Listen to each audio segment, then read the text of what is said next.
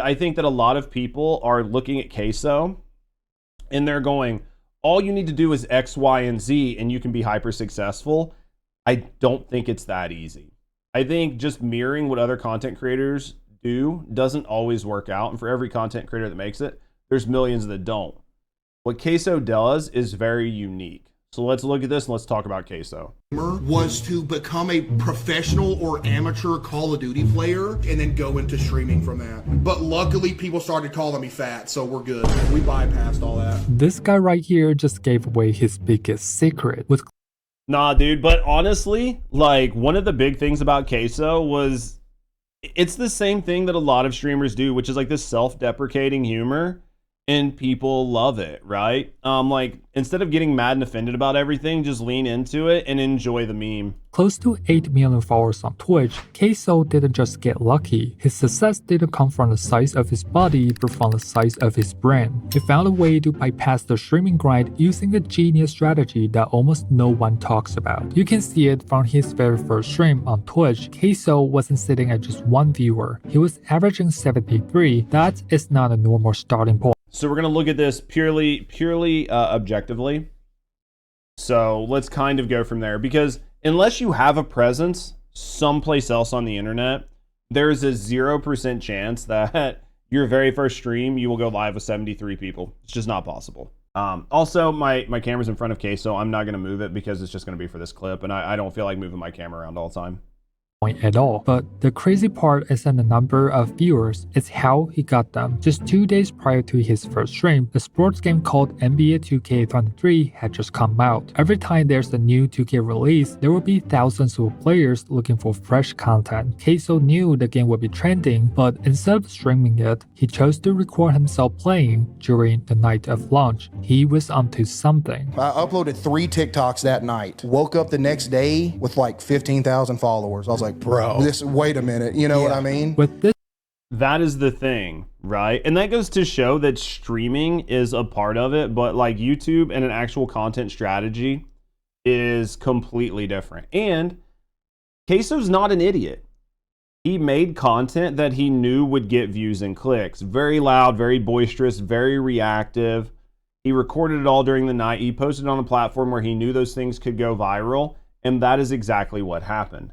method, CaseOh blew up in just one night. What's even more interesting is that the clips he uploaded all follow the same POV format, just him playing and reacting in the relatable way. Bro, I cannot concentrate with all this noise in my ear, man. I'm losing it.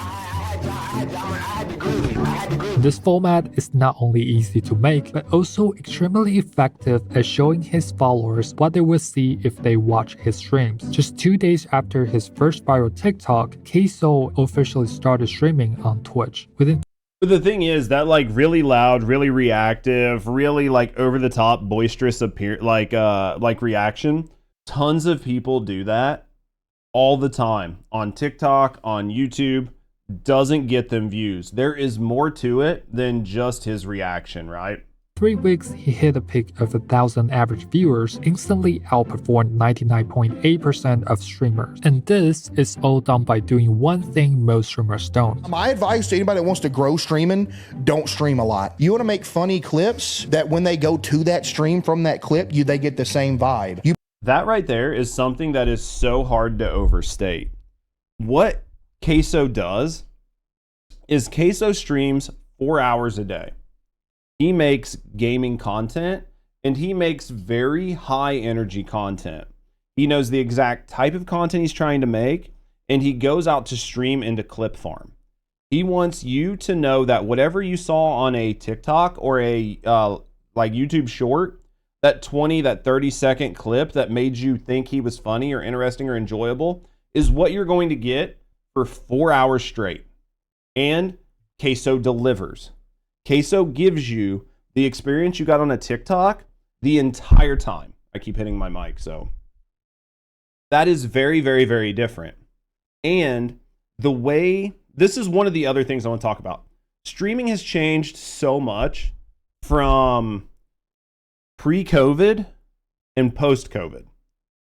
Pre-COVID, when there were less people streaming and the platform was way less saturated, you could grow your platform by just being live. Through being live, people would find you through attrition. That's not the case with the current amount of streamers and the current amount of content that is on Twitch. You just will not get found, right? Let me do this. This right here is the crux of the issue, right? Back in 2019, there were less viewers. Absolutely, undeniably, there were less viewers. So the viewership ratio was a 26, and the amount of viewers that's the amount of viewers to streamers. There were 45,000 like streams, like average streams, and 1.8 million viewers. The chances of you being found by somebody that came into a directory, much greater because there were less channels for them to go through. There were less viewers to find you, but there were less channels, okay? Take that to today. The viewer ratio has decreased. The 5 doesn't seem like that much, but it is actually a pretty substantial number, right? Going from like 31 to 21. This is a big dip. It is much harder to be found while you're streaming. On top of that, the amount of channels from pre-COVID doubled. The amount of channels from like a few years pre-COVID has quintupled. So your ability to be found is basically non-existent. So the only place you're going to be found realistically is off platform. CaseOh knew that and understood that. You put something on TikTok, they hit, you start streaming, people will go to that, and you put on the same energy, and eventually people are like, oh, this is cool. His strategy works well for the first month. However, CaseOh quickly realized there's a problem in his plan. A problem so big that he couldn't ignore it. I was getting like 1,000 viewers a night. I was like, oh man, it's cool. Then it started dipping. All of a sudden, I'm getting 500 viewers out. I'm like, uh-oh. All of a sudden, I'm getting maybe 200 viewers out. I'm like, whoa! I'm like, oh man, I'm quitting. His audience was tired of 2K content. If he didn't figure out a solution fast, this could have been the end of his streaming career. So this time he did something most streamers are afraid to do. On February 10th, 2023, a game called Hogwarts Legacy was released. It's a single-player action RPG, which is in a completely different category from NBA 2K. CaseOh took the risk, ditched 2K and started playing Hogwarts right away. In almost every case, switching the niche guarantees a loss of existing viewership. It does. It really does. But when you've already lost, right? You've already lost 80%. Then what's happened is you're at what they call consolidation or a condensing phase. Your viewers that are going to stay with you are going to stay with you because most of the other viewers have left. There are a couple things here that are important. One, he had already consolidated, so most of his viewers were already going to stick with him. The other thing you need to know is Hogwarts Legacy was boycotted by most of the largest major streamers on the platform. It was considered so toxic that you couldn't touch it. Yeah, most people wouldn't even stream it. So he had the benefit of going someplace where there was way less competition at his size. But surprisingly, that wasn't the case for him. He stuck to the same strategy and kept playing Hogwarts to pump out a huge amount of TikToks, and one of them hit. Well, I see the sun peeking through the window a little bit. Sleep schedule gone now. Gotta make Hufflepuff proud though. Hey, it is what it is, man. This TikTok changed his life forever. But see, like that TikTok, here's the thing. Anybody could have posted that exact same TikTok with that exact same energy, and there's no guarantee that that would have made you explode. There was nothing there. There was nothing crazy. There was nothing outrageous. There was no over-the-top reaction. It worked for CaseOh, and that was it. However, CaseOh blew up once again on a scale far bigger than before. Switching games didn't affect him because the product people like wasn't NBA 2K, it was his reactions. The audience simply loved seeing him play and react to the game, no matter what it was. And this time, CaseOh knew he had made it. He has successfully become a variety streamer. Within 3 years, CaseOh has played over 700 different games on stream, and his viewership only goes up. But he didn't build this system just because he's smart. He built it because he couldn't afford to lose anymore. Prior to his streaming career, CaseOh was actually on the brink of collapse. Every day he worked 8 hours in maintenance and cut grass for another 4 hours, yet somehow he was still broke. Crazy story. You can look at other streamers who had nothing to lose and they turned it around and were able to go from a zero to hero story. This is one of those things where, for me, I look at some of these and I think they're crazy and they're impressive and they're super interesting.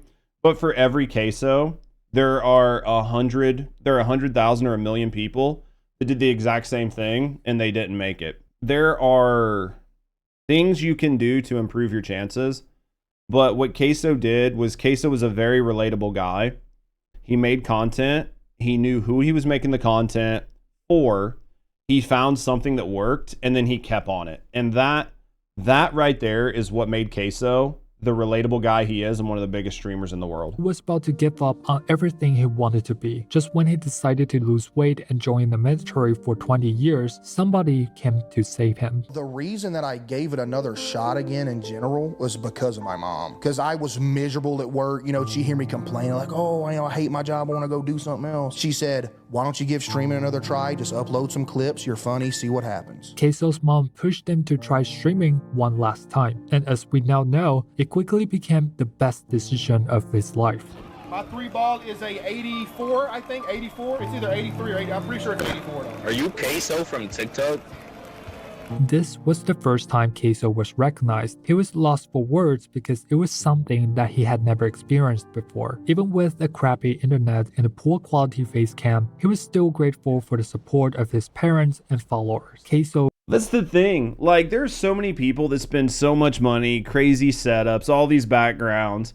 The biggest streamers in the world, dirty ass room, no overlays, basically nothing, shitty quality, because the content they produce is more important than anything else. All it takes is producing high quality content and people will watch who it. found the key to becoming a successful streamer. It's authenticity that has carried him thus far, not any kind of fancy streaming setup. But what we need to understand is that the best part of CaseOh's strategy isn't just If about you're funny, you're being funny, real. yeah. There's an important pattern behind his streams that turned him into one of the biggest streamers in the world. If you have been watching CaseOh since day one, you will probably know he didn't have a fixed schedule back then. Sometimes he streamed for 3 hours and sometimes it went out to 10. But after a year, he finally figured out the optimal stream duration. It's not 8 hours or 12 hours, it's only 4 hours.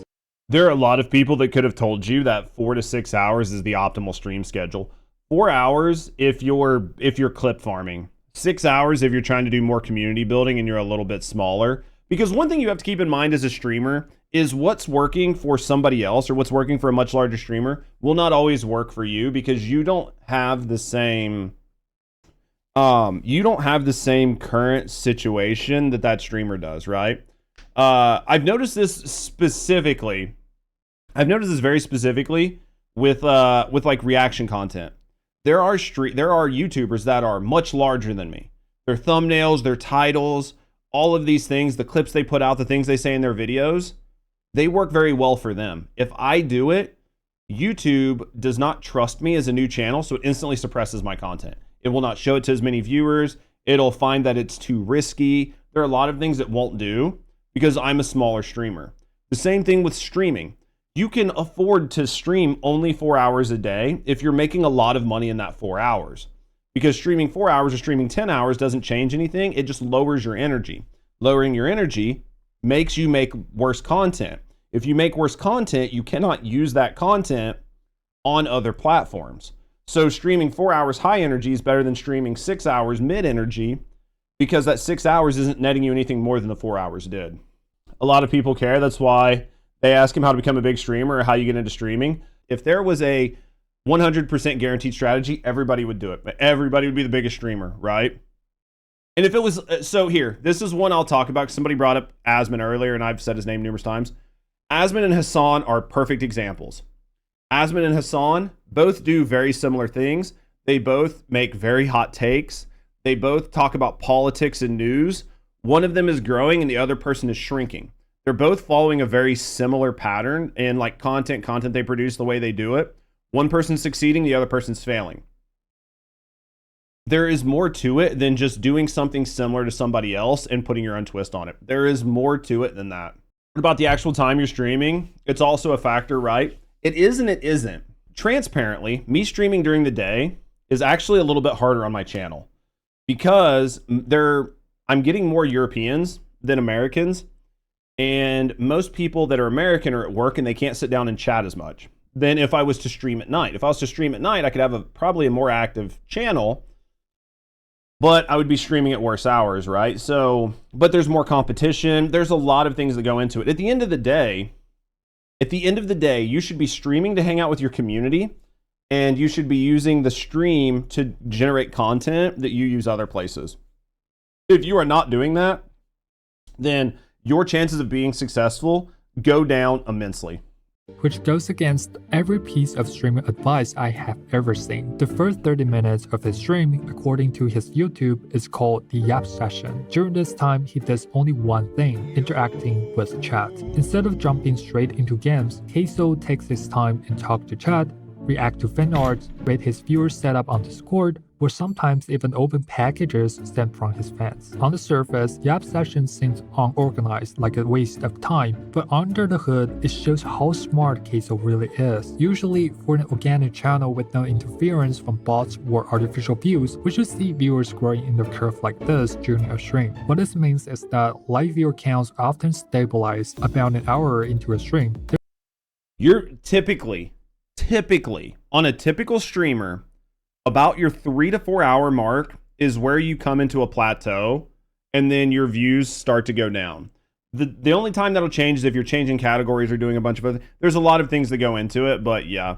And then like with CaseOh, the format and what he's doing, it works well for him because it gives him time to interact with his community, right? Therefore, it makes no sense for CaseOh to play games as soon as he goes live. His viewers are real people, so he has to give them time to join the stream, and the Yap Session is essentially a time buffer. However, CaseOh turned it into something extremely valuable by bonding with his community. Every time he reacts to his chat or fan messages from his Discord server, it creates a positive feedback loop, encouraging his community to interact with him even more. And of course, sometimes his chat goes too far and makes fat jokes about him, but deep down, everyone loves CaseOh, and he understands that. With this Yap Session, CaseOh now owns the biggest streamer community I have ever seen. So here's the thing. If you have nobody to talk to, nobody to yap to, nobody to send you Discord pictures, no community to interact with, and you're a brand new streamer, then going live and sitting there talking to yourself for 30 or 40 minutes in just chatting isn't going to do you any good. But if you're a mega streamer, it gives you time to have your community come in before you get into like the big news of the day. And a lot of streamers do this once you get to a certain size because it allows people to come in, right? One of the biggest takeaways from this video is to really see what CaseOh did, but understand why it works for CaseOh and why it wouldn't work for you, but understand the concept behind it, right? Discord alone, there are over 600,000 members with chat messages flying around even when he's offline. But remember, the first hour of stream is just a warm-up. CaseOh has another 30 minutes to spend after Yap Session. From 30 minute to 1 hour mark, instead of continuing the Yap Session, CaseOh selects a run-based or score-based game to play. From the combat simulator Half Sword to quiz game Are You Smarter Than a 5th Grader? He plays games that are less serious to pass time while waiting for more viewers to join. And all it's not just about the hours on stream, right? I see some creators elaborate. They spend an unholy amount of time off stream planning, setting up. So it's more like 8 hours plus thing, right? Yeah, no, absolutely. Well, and we talked about this earlier. You think XQC started this method? If he didn't start it, he was one of the, like, you have to look at these, like the OGs. Like Summit, you have to look at Asman back when he used to stream. Games, you have to look at XQC. Look at the OGs who survived because they're the ones who came up with these systems, right? They work well when you're big, but when you're small, they don't work near as well. And that's why mirroring a big streamer doesn't always work, right?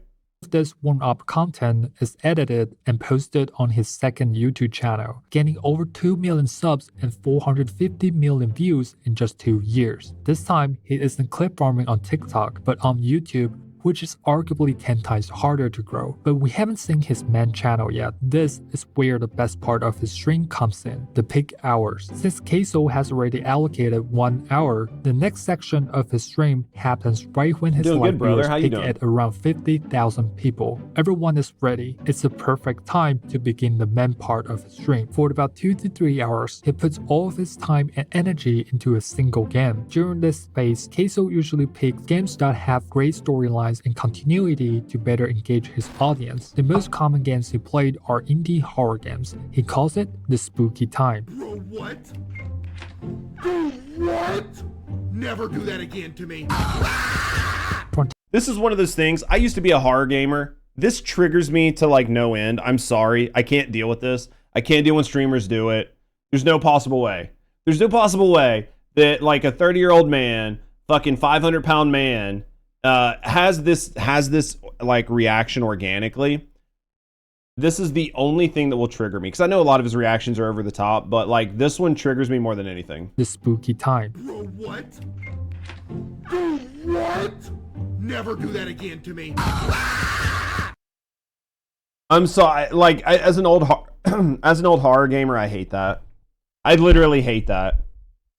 Like I get it. It's funny as shit. It's funny. It's funny. It's clippy. That's the whole point of it. Like I get it. But I just fucking hate that, man. I literally hate it. It's like my biggest pet peeve. It's a forced reaction, and it works. Like it works. It works for certain demographics. It works for clips. It works for his audience, and that's what I mean. CaseOh has curated a specific audience, and it is a very large audience, and he makes a ton of money, and I can't criticize him, right? Like I can't criticize him because he is very successful. I am not successful. He makes money. I can't fucking afford to eat, right? Like CaseOh pays his bills. I'm trying to figure out if I'm going to be able to stream next month, right? Like, so there's only so much criticism I can levy, but like for me, it's that content is not content I enjoy. But there are obviously 60,000 people that enjoy watching it. And you can go back and watch InSim and a bunch of other people who make the same type of content, and a lot of people love them. As soon as you mention it, as soon as I hear, bro, what? It makes me instantly like, this is fake as fuck. I don't like it. Now, I like when it happens organically, because there are times where it can happen organically, but yeah, a lot of times I hate it. From time to time, he might play adventure or rage bait games like this.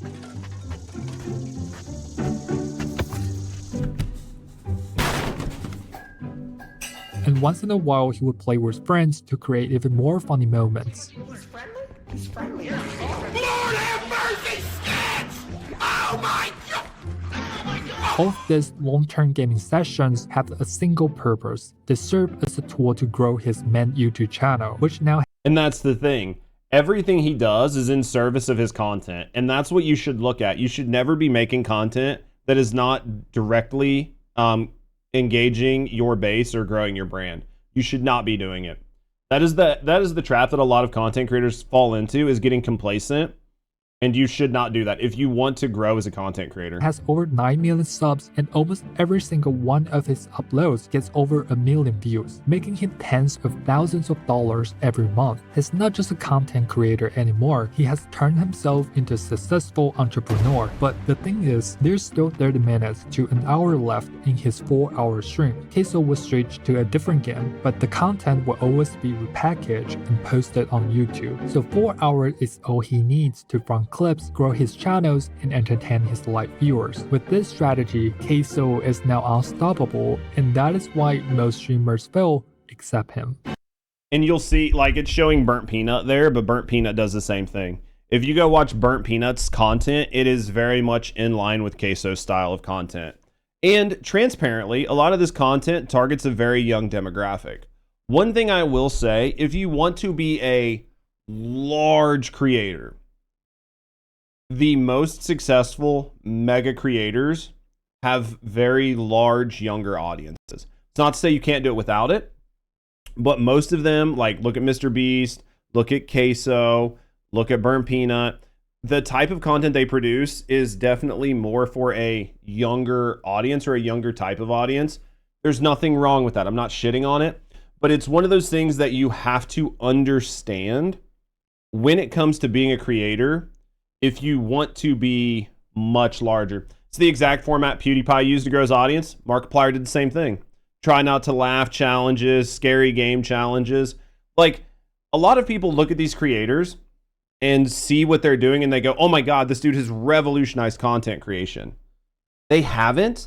They have taken things that people have learned that work and turned it and made it work for them and took it to the next level, right?